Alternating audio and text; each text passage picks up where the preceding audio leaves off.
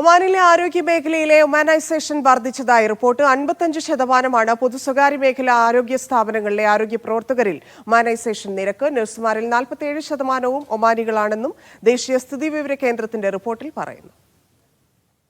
പൊതു സ്വകാര്യ ആരോഗ്യ സ്ഥാപനങ്ങളിലെ ആരോഗ്യ പ്രവർത്തകരുടെ എണ്ണം 71,180 വർദ്ധിച്ചുവെന്നും അതിൽ 55% പേർ ഒമാനികളാണെന്നും റിപ്പോർട്ട് സൂചിപ്പിക്കുന്നു.